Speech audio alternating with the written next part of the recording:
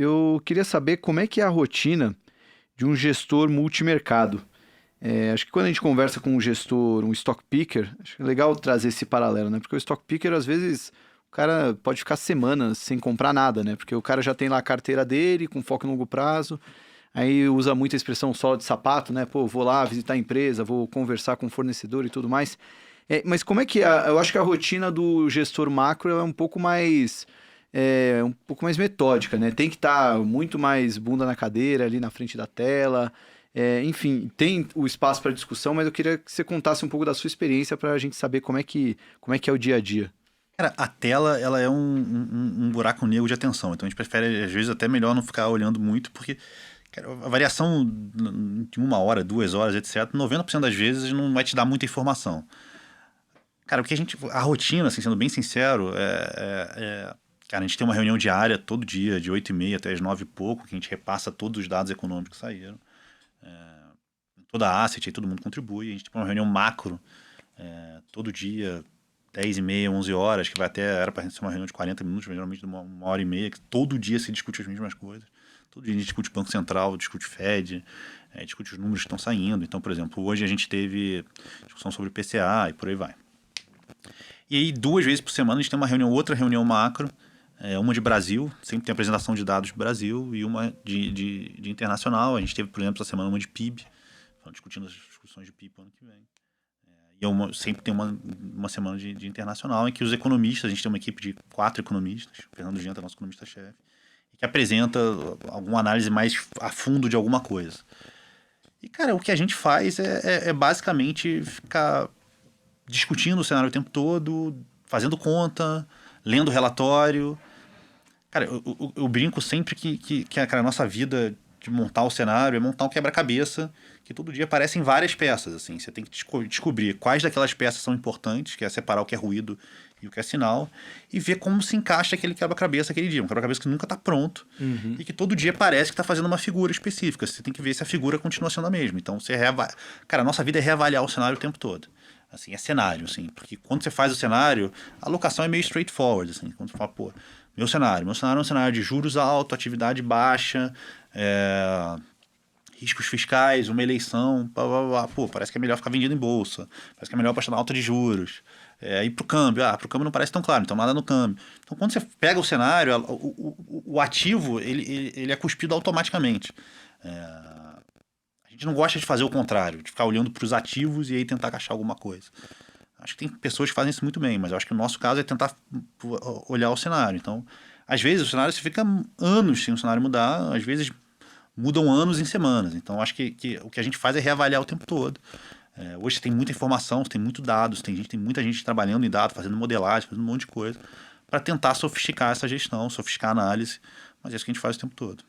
E aí as posições, por estar sempre avaliando o tempo todo, assim, você até falou, né, que carregou uma posição comprada em bolsa por muito tempo, né? Mas eu acredito que ela não ficou do mesmo tamanho o tempo todo, né? Não, você tenta fazer uma gestão ativa para se proteger. Então, por exemplo, sei lá, um bom exemplo é a gestão de bolsa. A gente estava comprado em bolsa lá de mais de. A situação que a gente começou a comprar bolsa foi curiosa. A gente estava, no primeiro momento, estava aplicado em juros longos, apostando que os juros longos do Brasil ia cair por conta dessas reformas que a gente viu no começo do governo Temer, e vendido em dólar.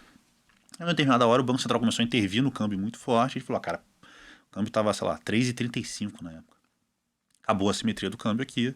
Nesse cenário que o câmbio não cai mais e que os juros longos está caindo, a melhor coisa que a gente tem é bolsa e começando a ficar comprado em bolsa. Só que aí, sei lá, um ano e pouco depois, veio a eleição do Trump. A gente fala assim, cara, uma coisa que a gente tem convicção que a gente não sabe fazer bem, eu acho que volta aqui no negócio que você falou do círculo de conhecimento, é prever a eleição. Tá? Eu acho que qualquer pessoa que fala que está, eu tenho convicção que vai acontecer isso, na minha opinião, é maluco ou ignorante. A gente não sabe prever a eleição e todas as eleições estavam sendo surpreendidas, mega surpresas. Não sabe, achava que o Trump não ia ganhar, mas achava que tinha um risco grande se ele ganhasse o mercado. Àquela época parecia que ia performar mal. A gente zerou a posição em bolsa nas vésperas da eleição do Trump e até fez uma proteção. A gente estava apostando na queda de juros, fez uma proteção, comprou um put spread de bolsa 3 dias antes do Trump. E foi bom, protegeu bem, super bem o portfólio, tal, etc. E depois a gente voltou a ficar comprado. Então, assim, às vezes você faz essas pequenas mudanças para tentar otimizar. Então, por exemplo, a gente está com o cenário de ficar vendido em bolsa.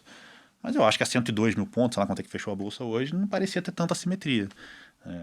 Volta aquela questão de probabilidades, assimetrias. Acho que hoje em dia todo mundo está mais pessimista.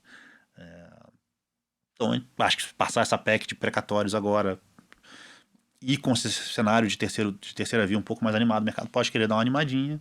Então, a gente prefere zerar para voltar a vender. Então, assim, acho que faz parte da estratégia, você vai fazer essas alterações de curto prazo para gerir melhor o risco do produto. Não é mudança de cenário, é só você fazer mudança de alocação tática. Acho que isso funciona e é importante. Se proteger de riscos assimétricos. Então, por exemplo, às vésperas do Braze a gente fez proteção, a gente sempre tenta fazer proteções quando a gente vê que tem coisas assimétricas. Às vezes a gente erra. A Covid ano passado a gente nem viu. Tomou um trem na cabeça, mas é o que a gente tenta fazer. E agora uma coisa que acho que não sei se todo mundo tem essa curiosidade, mas quando um gestor fala, eu vi isso aí e comprei Petro 4, e você se imagina, né, abrindo o home broker, digitando lá e comprando o Petro 4. Agora você falou, antes da eleição do Trump a gente montou um put spread. Não tem um botãozinho lá, comprar put spread, né? Como é que tem alguém especialista lá em ver como é que faz essa operação e, obviamente, tem que operar fora. Enfim, como é que chega nesse operacional ali, né? Tem alguém focado em fazer só essas... Cara, assim, eu já operei muita opção na vida, então eu tenho algum conhecimento, eu tenho planilha, tenho controle de um monte de coisa de opção e você cota uma meia dúzia de pessoas e pega o melhor preço e vai. Assim, você pega a estrutura de volatilidade para ver o que parece mais barato, etc. Mas não tem... Agora, a vantagem é que a gente tem muita gente fazendo muita coisa. Então, por exemplo, quando, sei lá, eu queria estar comprado em dólar contra emergente. O Ivan e o Guilherme, o Ivan que faz moedas como um todo e o Guilherme que faz Latam, ajudaram a gente a montar uma carteirinha de Colômbia, México, etc. Isso ajuda, mas coisas que a gente tem mais afinidade. Por exemplo, eu e Júlio, juros, câmbio e bolsa, essa a gente tira de letra. Lá fora, Estados Unidos, a gente tira de letra. Quando começa a fugir para outras coisas, a gente precisa de ajuda dos especialistas. E é por isso que juro. Por exemplo, tem um cara que tem um especialista em volatilidade de juros. É uma parada muito específica que está sempre mostrando para a gente as posições. Isso aí só ele que acompanha mesmo no detalhe.